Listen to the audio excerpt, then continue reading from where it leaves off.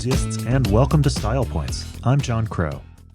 On this episode, we're talking to my friend and colleague, Dr. Yousef Raslan. Let's just jump right in. This was, it was kind of emotional for me going through all this past stuff. Yeah. As it brought back a whole lot of memories. I'm sure when I sent you the questions and you were reading through it, it probably brought back a lot of stuff for you too. Yeah. So I guess I know that we've talked about it before, but it's always good to get perspective from someone else that was closely involved.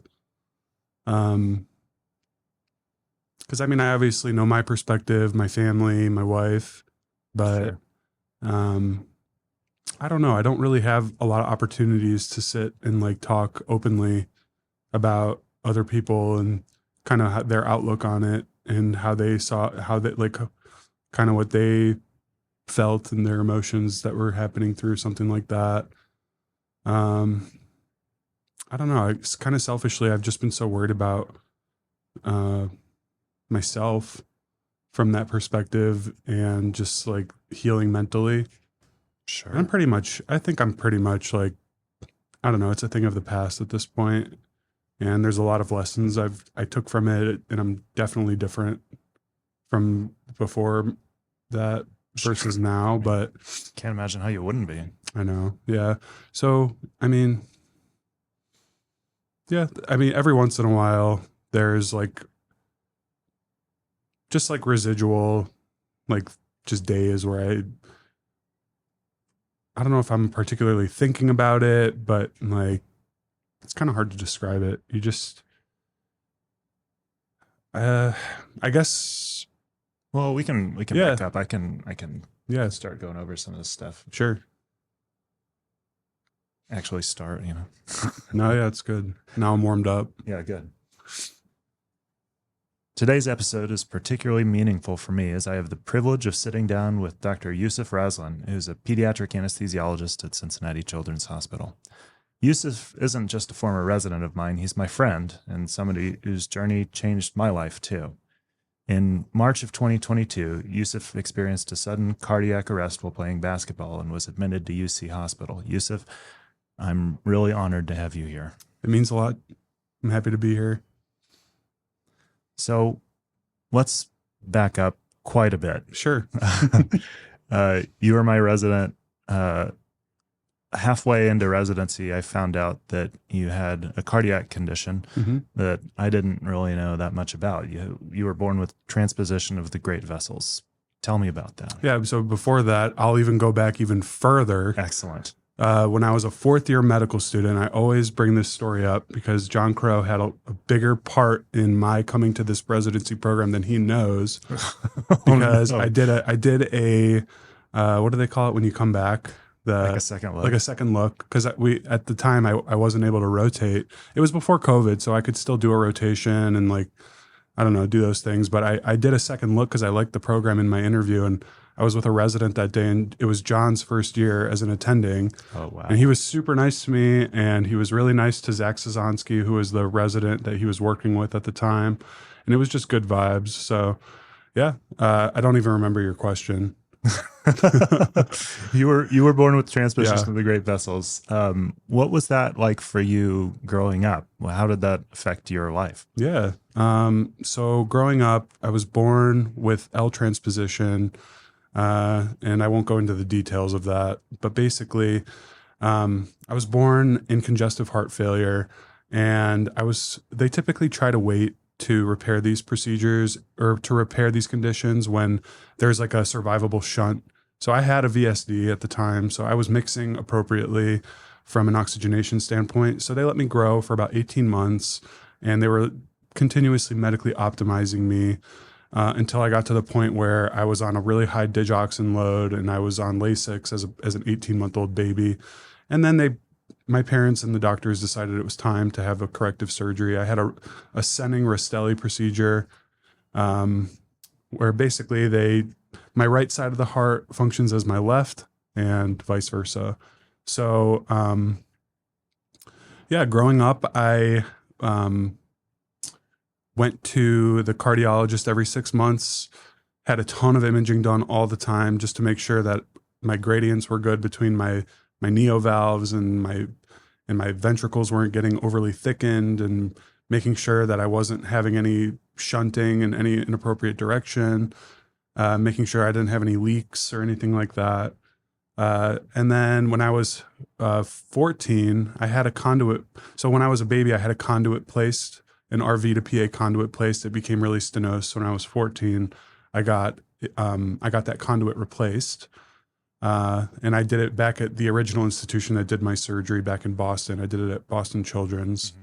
And then, that bought me another, I don't know, that was 2007 all the way till 2019. And then I started getting stenosis again, but this time they came a long way with like catheterization procedures and stuff like that.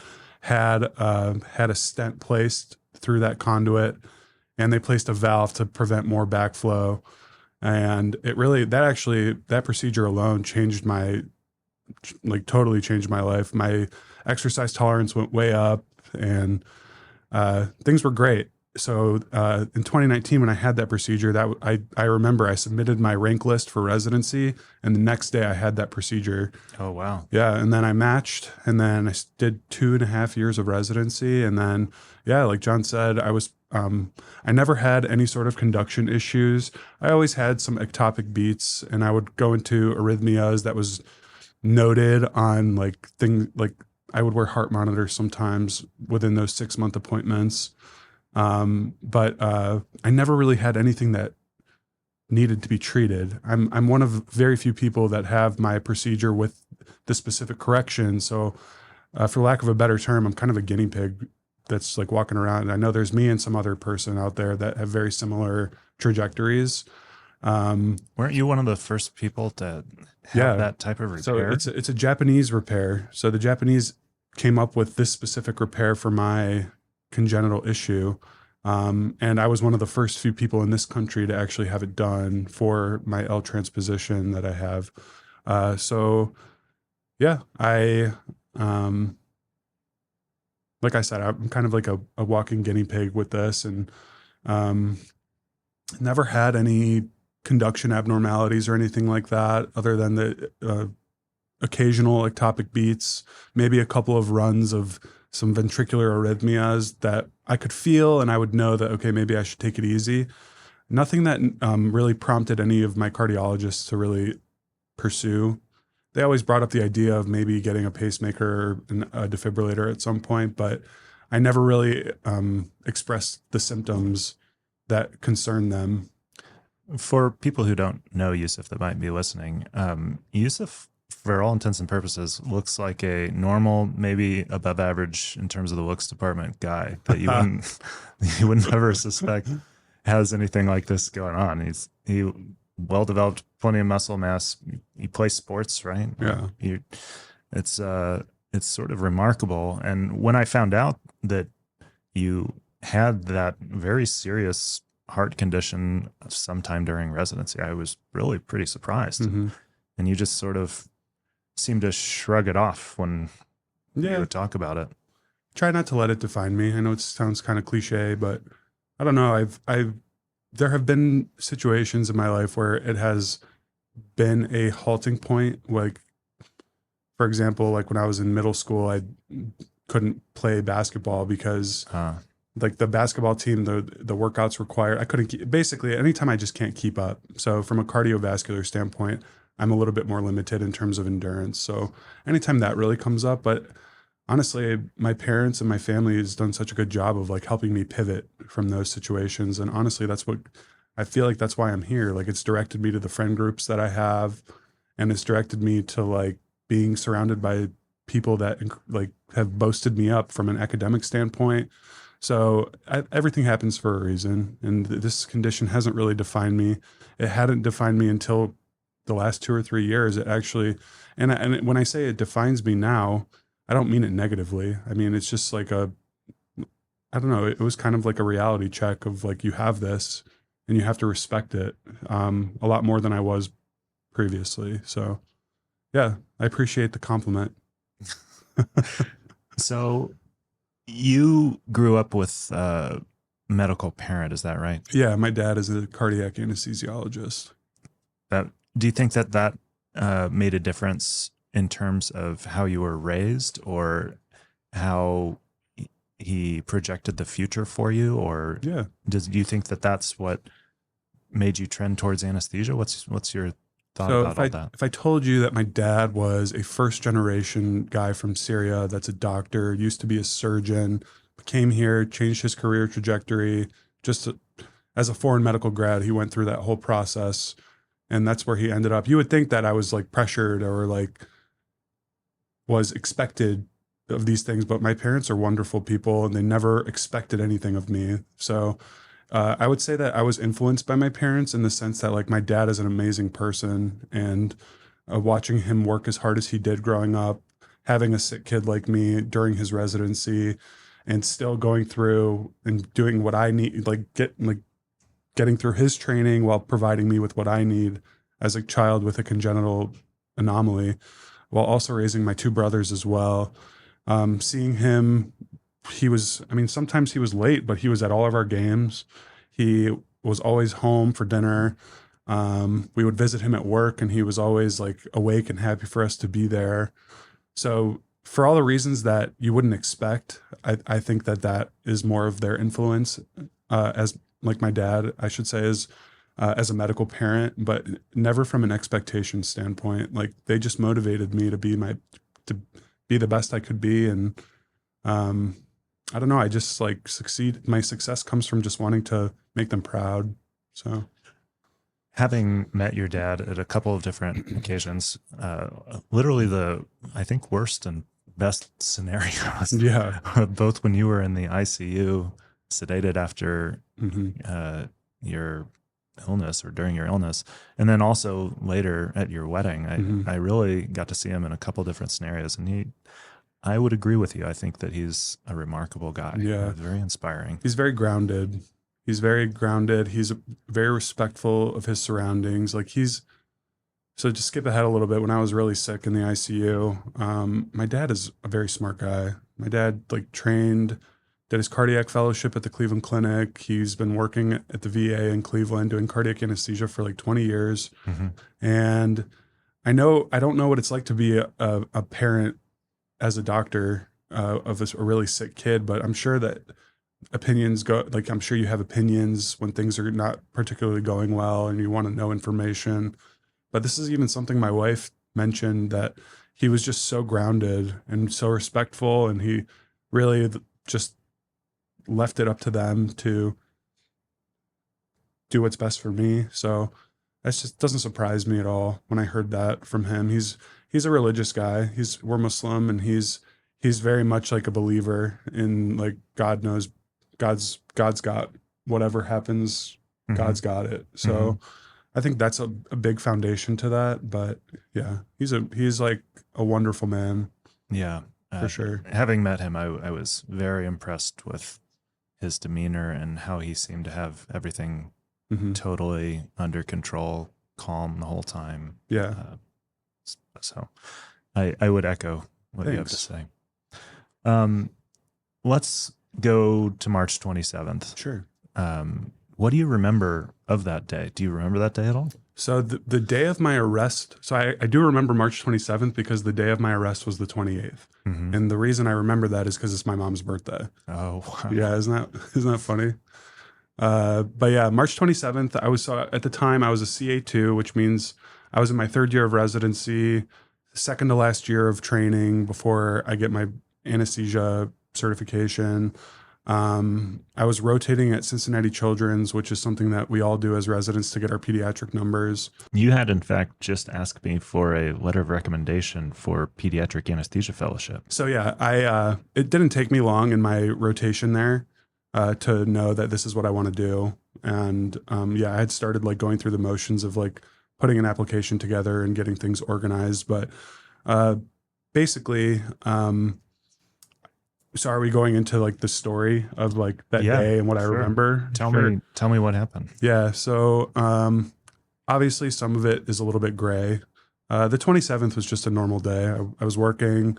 I was sick. I had a cold. Turns out I actually had the flu. Didn't really think much of it. I wasn't super symptomatic or anything like that. Started feeling better on the 28th. Went to work, had a normal day, very busy day.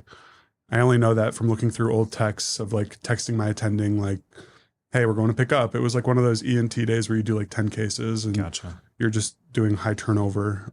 I don't remember any of it. But I remember I was feeling better. And like John said, I'm a pretty fit guy. I like to be active at least 3 or 4 times a week. And at the time I was playing a lot of basketball at the UC Rec Center. And I told my wife, like, I'm feeling better. I've been kind of cagey at home. I think it was a Monday. And I decided, like, I'm just going to go try it out. I'm going to go play some basketball at the rec center. So got off work around 4:30, called my wife. We FaceTimed while I was walking into the gym.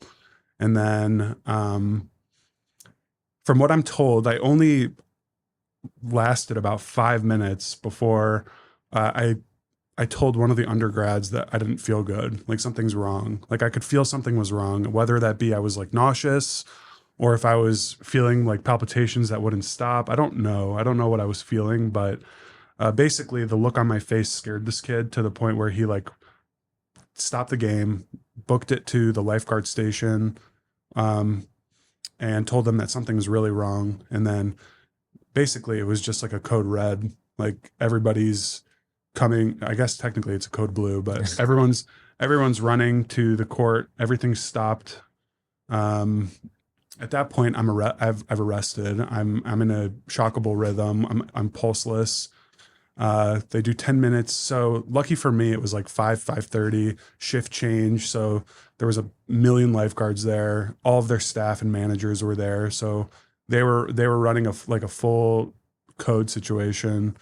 Called an ambulance. I needed 10 minutes of chest compressions, and I was shocked multiple times before EMS arrived. I think by the time EMS arrived, my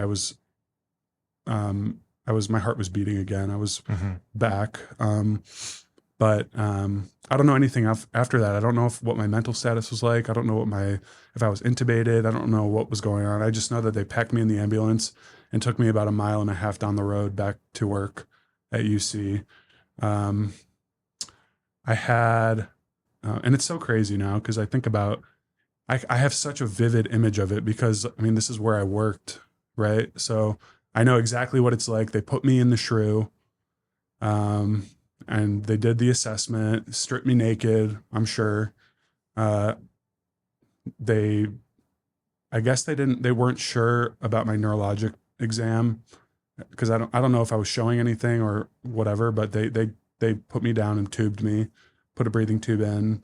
I actually do remember a little bit about this. You were apparently fighting a lot at the time, yeah. and that's why they intubated you. Okay. It's because you're, of course you wouldn't have any memory of this, but you were kind of swinging. Yeah. So one of my friends in the ER, now that you mention it, I do remember that she was the one who intubated me. One of my good friends. Oh, wow. She I texted her like months later because I'd heard that she was there. And we worked as interns together. Like when you're working in the ER as an intern, you spend a lot of time with them and you become friends with some of them. And she was so happy. She shot me a text, and well, I texted her actually to thank her. And then we talked for a while, but she told me what happened. That's kind of how I have this, image. But, yeah, so from there, I went to the cardiac ICU, intubated. When I was fighting and when I was coding, I vomited and I aspirated. So I had a pretty significant aspiration pneumonia, to the point where it wasn't getting better after about 4 or 5 days. I wasn't oxygenating. I was ventilating, not oxygenating. And I was requiring like ARDS treatment. Like I was paralyzed. They had to prone me several days, Right. just to prevent me from having to go on ECMO.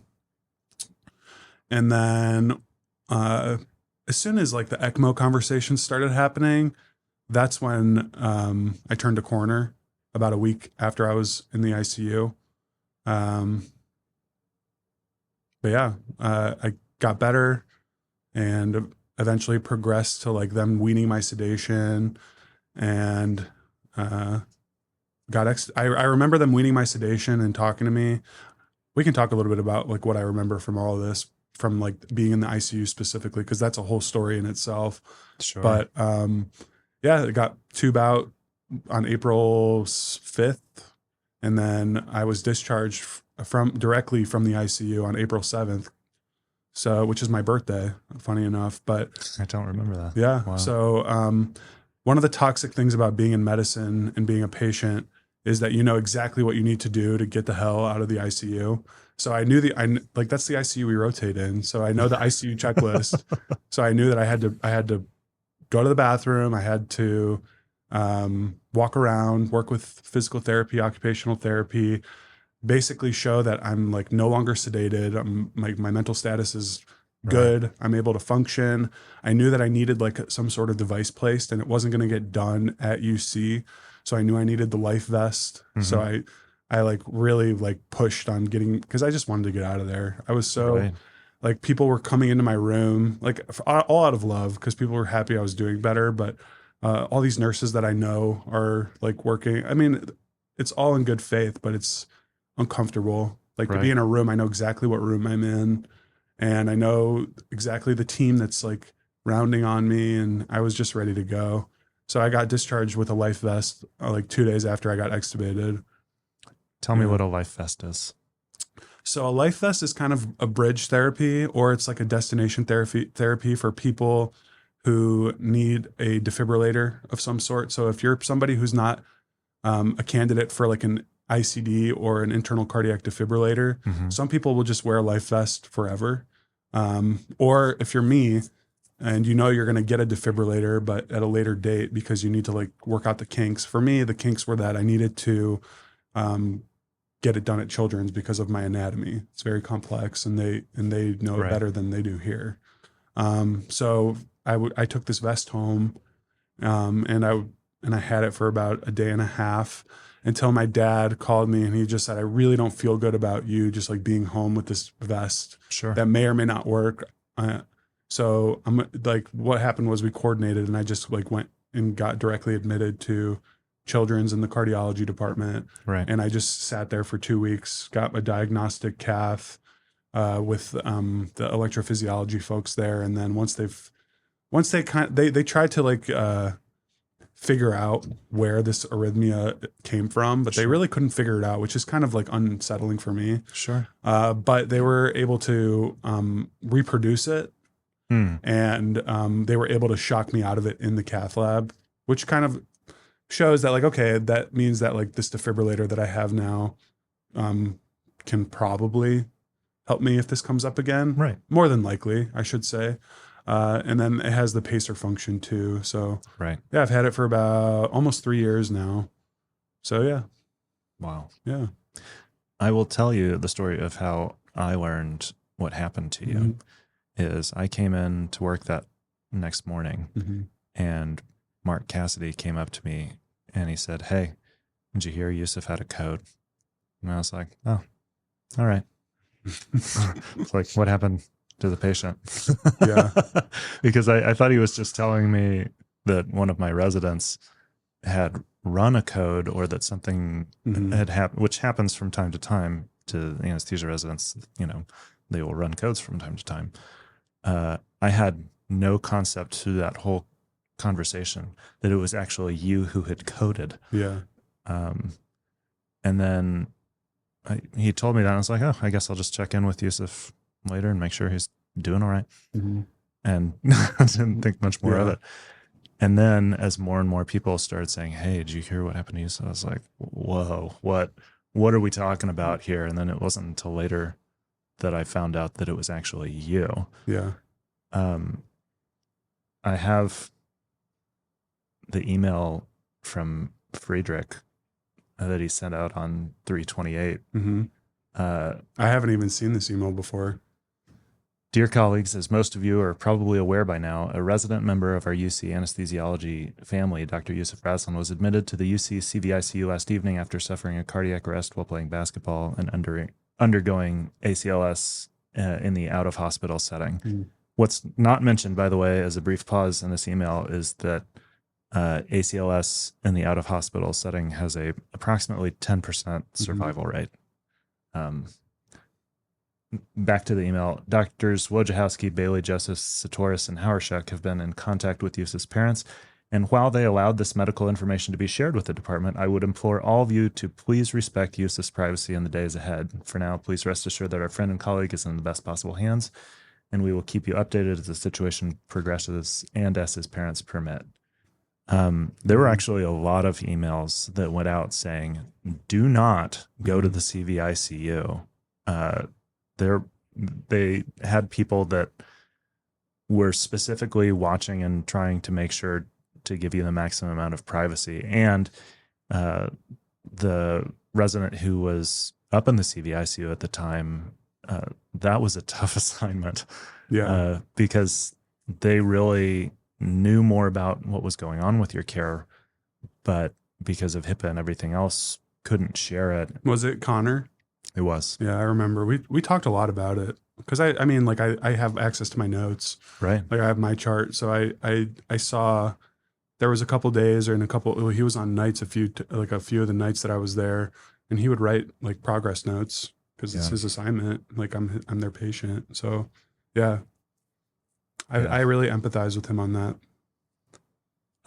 There was another email that gave the program directors permission to provide daily updates, and they said that somebody will touch base with the daytime or nighttime intensivists each day to obtain information for an update and send out an email to the residents and faculty to streamline communication, because for a long period of time, that is all anybody could talk about.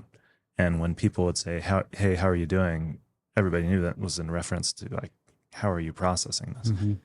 I remember when the residents started finding out about this, everybody was still in the operating room, and there was a concerted effort to get all of the residents out of all of the ORs. And it was actually amazing that we were able to relieve everyone very quickly, thanks to our CRNA colleagues who understood the gravity of the situation and were very helpful. But we got all of the residents out and in the resident lounge, and we all just kind of sat there and tried to be a community together. Yeah, it's great. Yeah, I mean, you guys made me like posters, and I still have all that stuff. I can't see. Yeah, that's it. You just pulled it up on his email. Yeah, but I still have that. I can't like ever get rid of it. I don't think. My cats have kind of torn it up a little bit, but it's like, I don't know. I still have it, and I still like see it pretty much every day. Oh, really? Yeah. You have it out? I just have it like in my room. Like it's behind a bookshelf, but I can see it there because I can't like get myself to get rid of it. I don't know why. Yeah, I imagine so. I remember the residents making it and putting stuff on it. I put a little gold star on it. Yeah. Like when it was. I know. Yeah. I remember graduating from residency, and I don't remember who it was. It might have been Houston. He was bragging about like how he had 2 gold stars, and like I was like, I have one. He was like, it's not on your badge. I was like, I know, but I have one. It's there somewhere. So yeah. Wow. I remember being really torn up about it. And the thing that we always shared a passion for was our basketball teams. Yeah. Having done my residency in Oklahoma City, I'm a big OKC Thunder fan, and Yousef always has been a big Cavs fan. Right. And the way that I helped process some of my feelings about all of this is normally every day I wear a OKC Thunder themed scrub cap, but I purchased and wore a Cleveland Cavaliers scrub cap for a long time, telling myself that once you got better, I'd give you that hat. I still wear it. Do you really? All the time, especially this year because we've been winning so much. Yeah, I mean, it's a great time to wear I still wear it. I think about you every time. It was very sentimental. and I appreciated it. Wow. Yeah, man. I didn't. Next time I wear it, I'll wear it this week because we're still winning 15 in a row. Yeah. So I'll send you a picture. I still wear it every day for the most part. Well, when our teams inevitably meet in the finals Yeah. and you lose by just one game, Yeah. it'll be very sad, but Yeah, we'll see about that. yeah, That's going to be great. That's the ideal I hope matchup. that happens. Me too, actually. And part of why I'm secondarily a Cavs fan, although I'm primarily and will always be a Thunder fan, is purely because of you. Yeah. And, Totally. just being a fan of you made me more of a Cavs fan. Thanks, man. So- Yeah, it's the same goes for Oklahoma City. Even though they were always likable, they're both small market teams that you can't help but root for, you know? I agree. Yeah. It just speaks to good management. Yeah. Anyway, I don't want to turn this into a basketball Yeah, you're podcast, good. although we certainly could. Yeah, we could could. probably talk for another hour about that. Let's talk about you being in the ICU. Let's go back to that Sure. time frame and what you remember. Yeah. So you were mentioning something earlier about how you were feeling and processing and some of the emotions that you felt. Mhm. Tell me more about what you were remembering. Yeah. So I guess one of my issues when I was in the ICU was that they were having a really hard time with sedation. Right. So I started having some like propofol. I think it was like resemblant of propofol infusion syndrome. So pee started turning green. Like my heart started getting a little sad. So then they started to have to switch to like other things, like more like opioid focused and like benzos and ketamine. Mm-hmm. And I just my dreams when I was out, like I thought I was dead. Like I had the conscious thought of like this, like I was so comfortable. Like I was never uncomfortable. I was very relaxed. But my dreams were so weird that I just was convinced like something happened. Something's like I had the conscious thought of like, this is weird. Like I don't feel anything, but I'm like making thoughts and yeah, exactly. It's weird. But it wasn't until they started like weaning some sedation, once I started getting a little bit better, just to like assess my neuro status, that I can mostly compare it to like being underwater.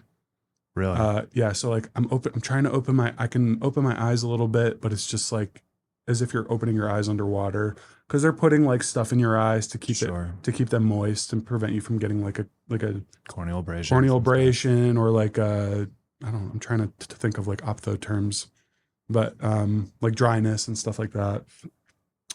And then just like the muffled hearing and like familiar voices, like my mom and my wife talking to me and Suzanne. I remember hearing Suzanne's voice and I was just like, what? This is just a weird dream. Like, but I'm comfortable because I know these voices and these are like my mom and my wife, like those are my comfort voices. You know what I mean?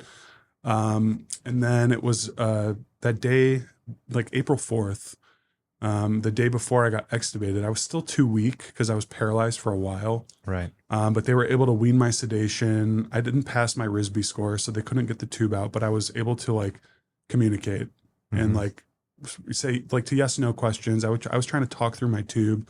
Couldn't. I was too weak to write, but I kind of had like a grasp. Like I'm in a hospital.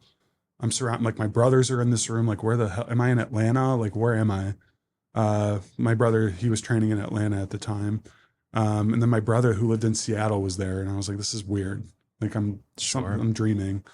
But then I kind of like Suzanne told me everything and it was still like a dream to me at that point. Like, oh, you're at UC, you had this happen, you were playing basketball.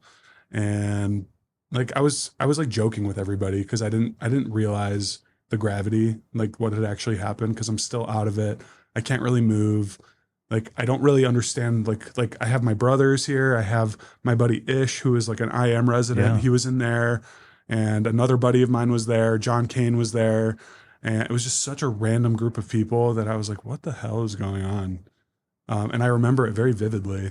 And then, I guess they like increased my sedation for that night because I was out. And then the next day, I just remember one of the respiratory therapists pulled my tube, and I was just in a K hole for like 2 days, like a ketamine hole. I was having really, really bad, like once everything wore off and it was just the ketamine that was still there, some probably ketamine and benzos. I was having some really crazy dreams, like really crazy visions. I was seeing things, I was hearing things, and that took like a day and a half. I didn't sleep a wink. Tortured my nurses, tortured my wife. I'm sure. But like they all knew that's not me. So like when I look back and I think about like, wow, how terrible I was to everybody. Like they all know me. So, and I went back and thanked them all and gave them all big hugs. But yeah, then I got some clarity, and then I was out of there. Like in a day, I did everything. I was like, went to the bathroom, walked around, organized cardiac rehab at home, got my life vest, called the life vest people myself. Really? I swear. Yep, called them myself. The best part is that everyone thought I was in a K-hole the next day. I'd kind of shooken it for the most part. Sure. Called them myself. The lady showed up at like 6 a.m. Nobody knew that she came, but I did. I got fitted and everything.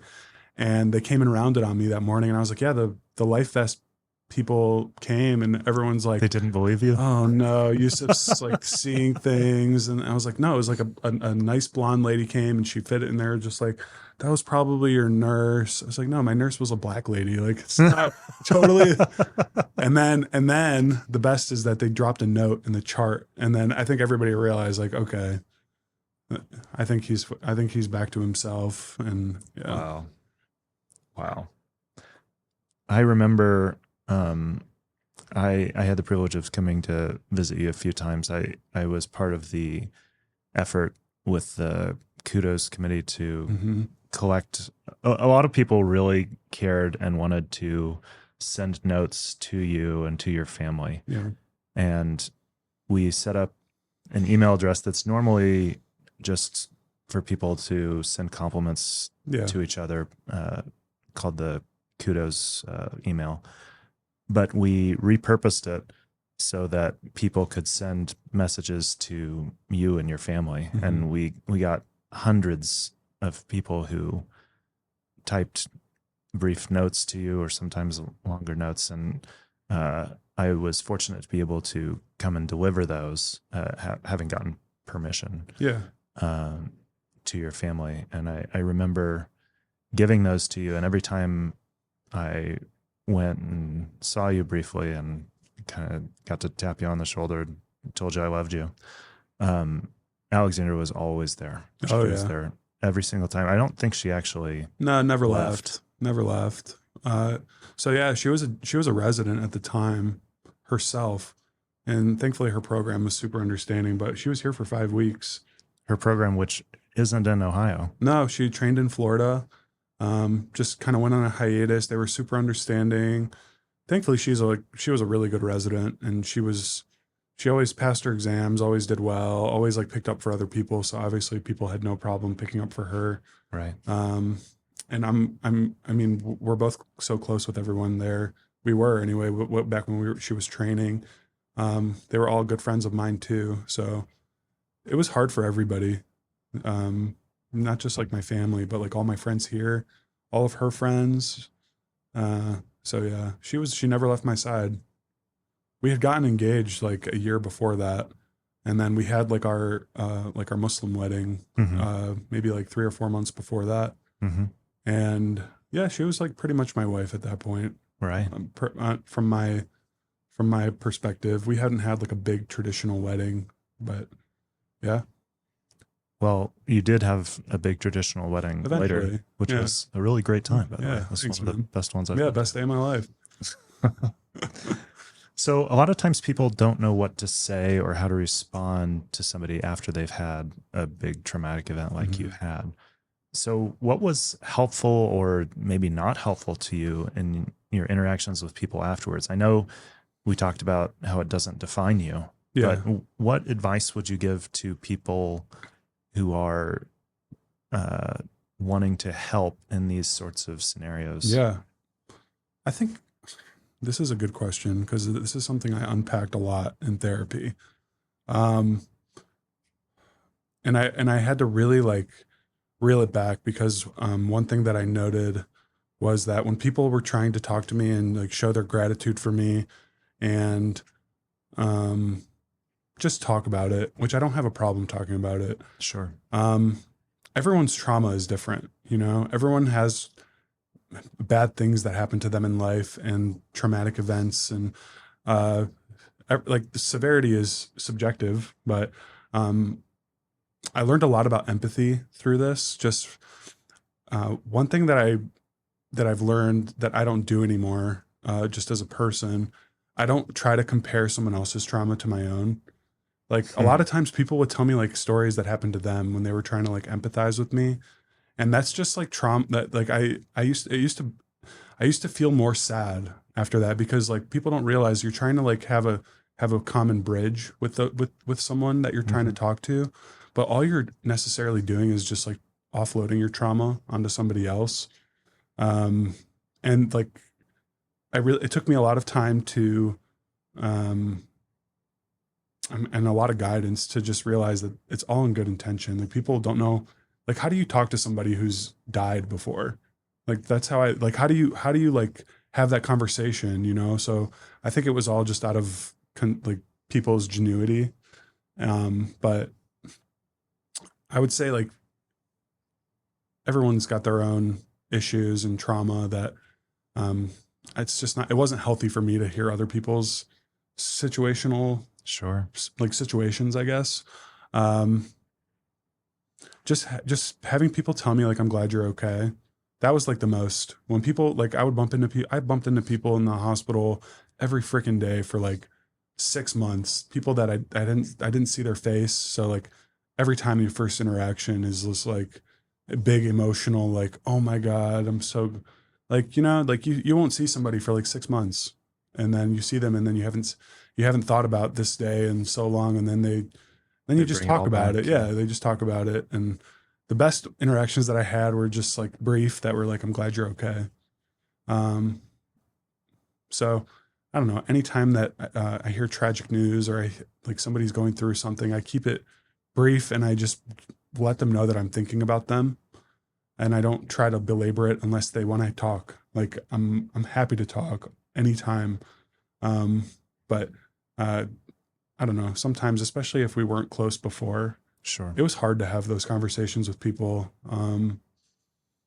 But yeah, So let's go less than a year after your event. It's sure. January 2023. You're watching Monday Night Football. Yeah. Damar Hamlin Mhm. collapses on the field. What's going through your mind? What are you thinking? So, oh yeah. Uh,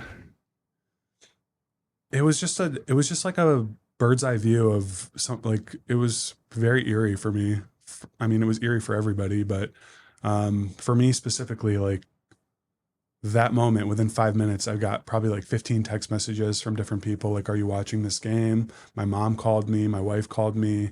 Um, and then I'm looking at it. And I knew like when they go to commercial like that and there's a big crowd of people, um, I was sitting with my roommate at the time and I just said, I think they're doing chest compressions on this young man. And lo and behold, like they get back, the tone of the game is super somber. People are crying on the field, and I just kind of knew what was going on. My mom called me crying. She was just like, "This is what happened. This is like I'm getting like really." My mom got really traumatized. Um, I imagine there's a big PTSD yeah. component. So then for me, it was just like having a different perspective on the whole thing. Because like for me, when I had my arrest, I was fine. I was asleep in the ICU. I don't remember anything. I just woke up. I had some rib pain because I cracked some ribs, but Sure. otherwise, like it was all just emotional, and mostly just like supporting my family and my wife emotionally.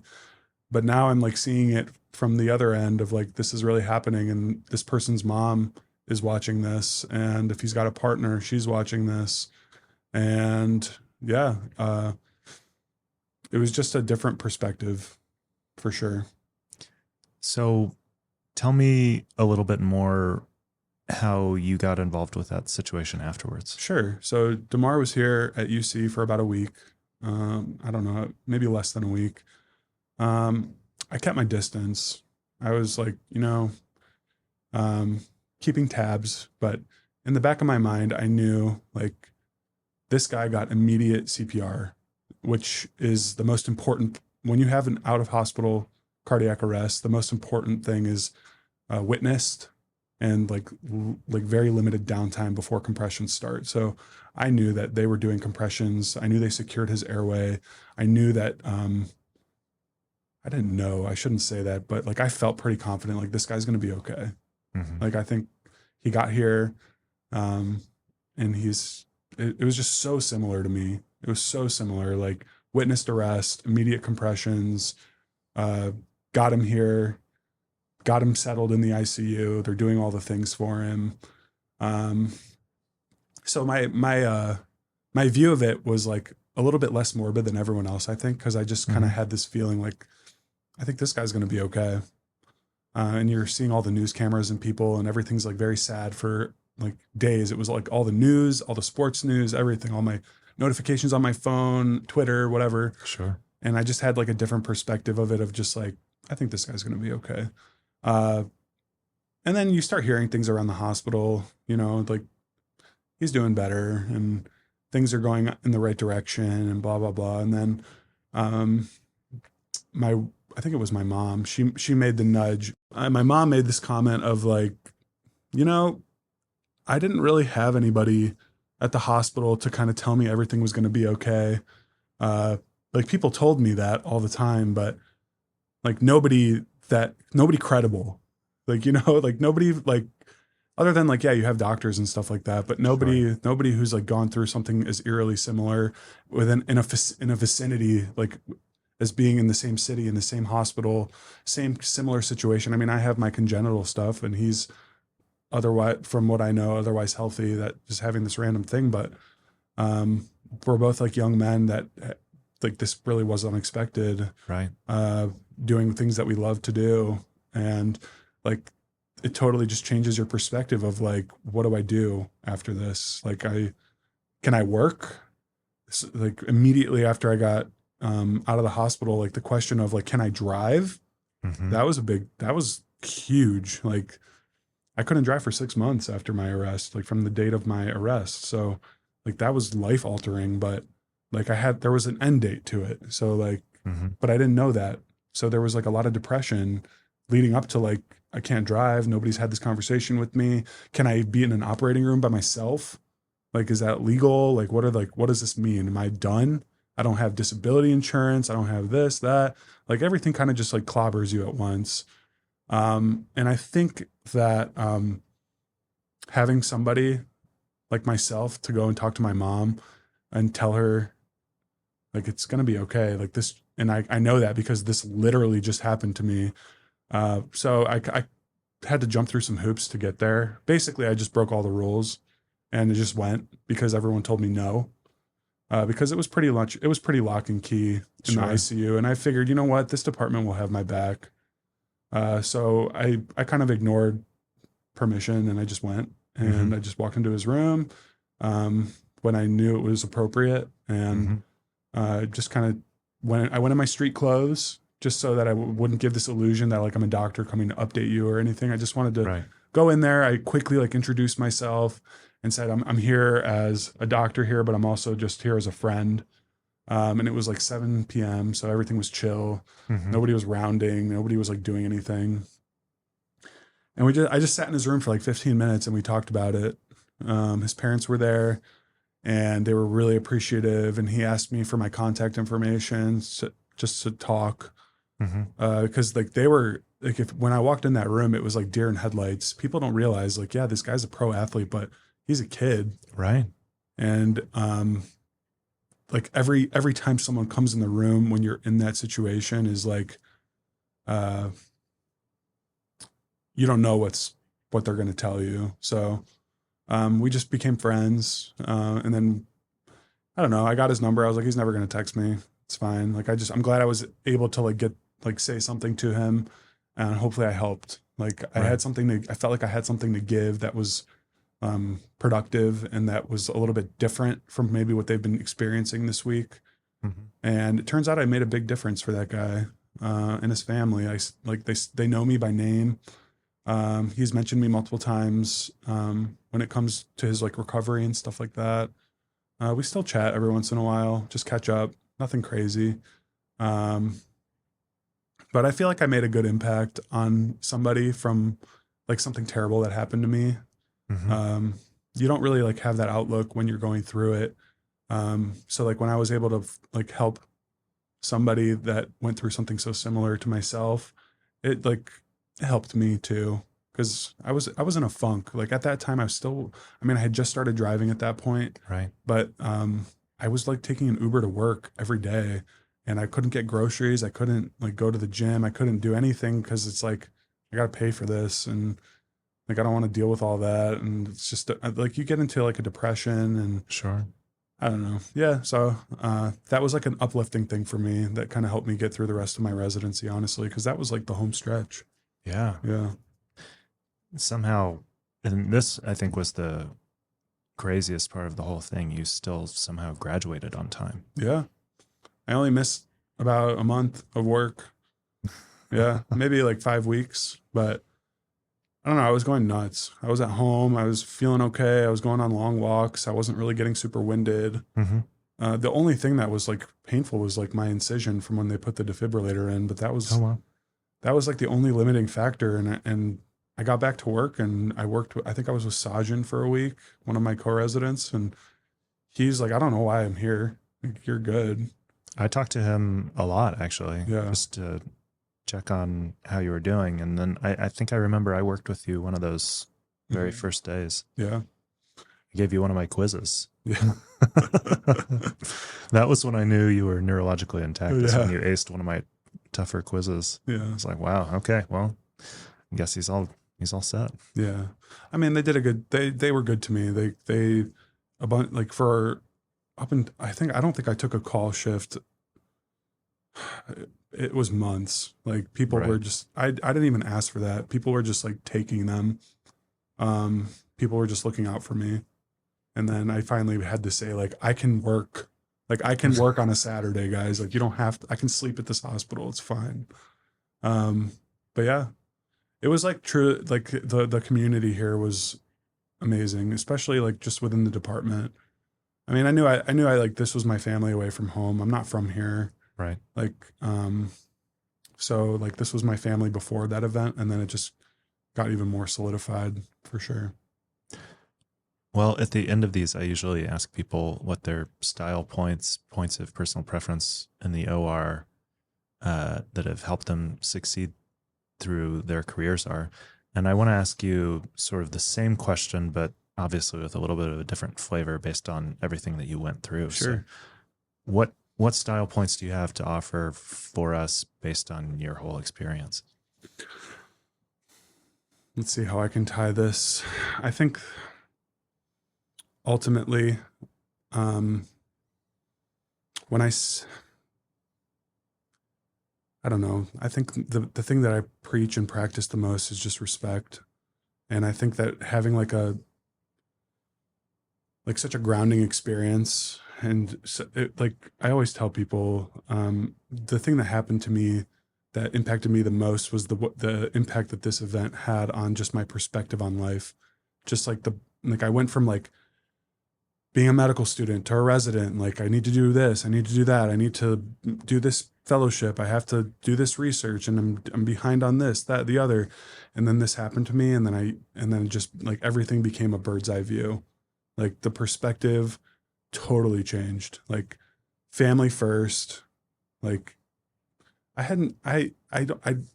thought that everything was good with my family, but I realized I had gotten such tunnel vision, like being in residency and like just pursuing my goals and my relationship. And like, I just had no like, big picture ability.